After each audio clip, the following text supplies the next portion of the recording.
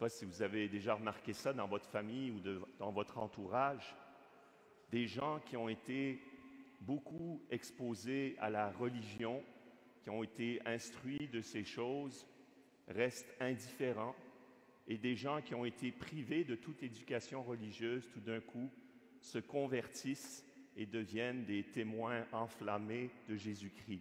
C'est un peu ce mystère qui apparaît dans cette lecture d'aujourd'hui.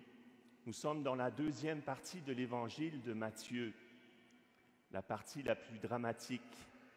Jésus arrive de Nazareth et il est frappé par le manque de foi de ses compatriotes.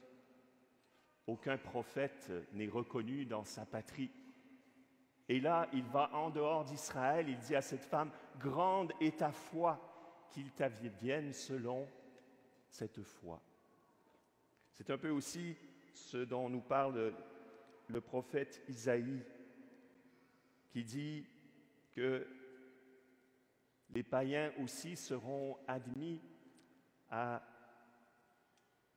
l'alliance qu'il a faite avec Israël. Je les mènerai à ma sainte montagne, je les comblerai de joie dans ma maison de prière, car ma maison sera appelée maison de prière pour tous les peuples. Qu'est-ce que c'était la maison de prière à l'époque? Il faut s'imaginer le temple de Jérusalem. On peut encore aller aujourd'hui sur l'esplanade, la partie la plus extérieure, qui était ceinturée par une magnifique colonnade qui n'existe plus. Ça s'appelait le parvis des gentils ou le parvis des païens, parce qu'il y avait des non-juifs qui voulaient adorer le Dieu des Juifs, parce qu'ils comprenaient qu'il était le vrai Dieu. Ensuite, il y avait le parvis des femmes, puis le parvis des hommes, puis celui des prêtres, puis le Saint des Saints qui était la partie la plus sacrée dans laquelle pénétrait seulement le grand prêtre une fois par année. Alors tout cet appareillage, toute cette hiérarchie, cette façon de vivre l'espace sacré nous dit quelque chose un peu d'une conception d'un Dieu qui au fond est lointain, qui est assez redoutable, dont on ne s'approche pas sans avoir observé toute une série de rites de purification, un Dieu de la loi. Mais quand nous lisons un peu plus loin dans ce magnifique passage du prophète Isaïe, voici que Dieu s'exclame « Paix, paix à qui est loin et à qui est proche, dit le Seigneur. » Qu'est-ce que cela veut dire? Saint Paul nous aide dans l'épître aux Éphésiens, car il nous dit qu'à présent, dans le Christ Jésus, vous qui étiez loin, vous êtes devenus proches grâce au sang du Christ. Donc ceux qui étaient dans ce parvis extérieur, les païens, les femmes, les hommes, etc., toute cette hiérarchie va être comme abolie dans le sang du Christ. Rappelez-vous, quand Jésus meurt sur la croix, le rideau du temple est déchiré. Le Christ est mort pour nos péchés. Il a fait de nous des justes par sa seule grâce et nous avons libre accès auprès du Père dans un seul esprit.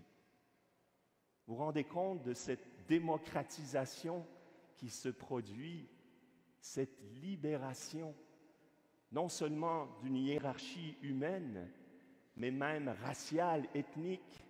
Ce n'est plus un seul peuple marqué par la circoncision qui est aimé du Père, qui entre dans l'alliance, mais des hommes de toute race, langue, peuple et nation ont accès dans un seul esprit à Dieu le Père.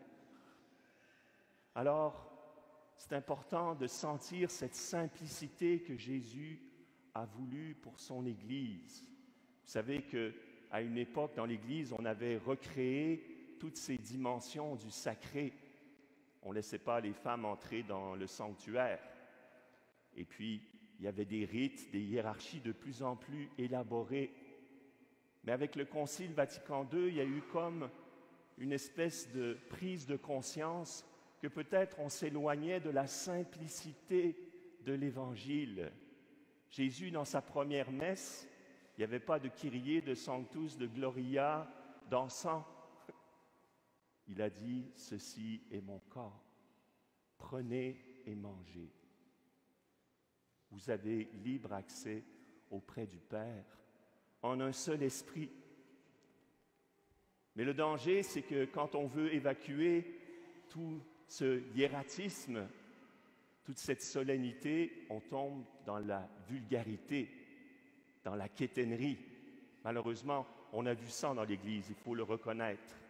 On a pensé qu'un Dieu proche, eh bien, on pouvait l'approcher avec désinvolture. On a perdu le sens de la sainteté et aussi du péché, que si nous nous approchons dans un seul esprit, c'est parce que le sang du Christ nous a purifiés. Il y a cet équilibre dans notre vie chrétienne toujours à garder entre un Dieu qui est infiniment saint, qui habite une lumière inaccessible, et en même temps qui s'est fait l'un de nous et qui va donner sa chair à manger. Quelle intimité! C'est pourquoi notre espace liturgique, oui, montre cette dimension du sacré, mais en même temps, ce Dieu absolu, il va être dans votre main tout à l'heure, dans votre cœur. Il va demeurer en vous et vous allez demeurer en lui, dans un seul esprit.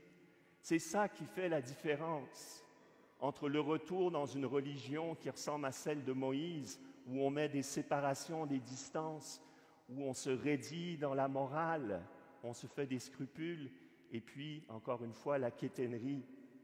C'est l'Esprit Saint qui nous fait habiter cet espace dans la vérité, car nous sommes le temple de Dieu, déjà dans notre corps, et davantage quand nous sommes rassemblés.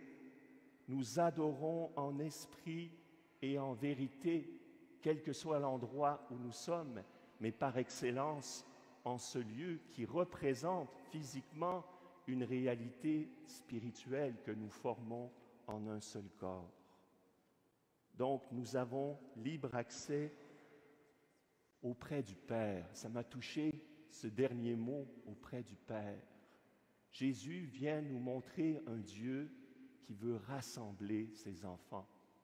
Un Dieu qui de toute éternité nous a choisis en Jésus pour que nous soyons une multitude à son image, que nous soyons fils et filles en lui, sans distinction de sexe, de race, de langue, de culture. Il y a un seul Seigneur, un seul baptême, un seul Dieu et Père de tous, qui est en tous et pour tous, dans un seul esprit qui nous est donné par la foi en Jésus, mort et ressuscité pour nous. Nous avons vécu des moments d'isolement, de souffrance. Voilà que nous pouvons nous rassembler encore. Nous avons libre accès auprès du Père en un seul esprit, tous ensemble. Rendons grâce à Dieu. Amen.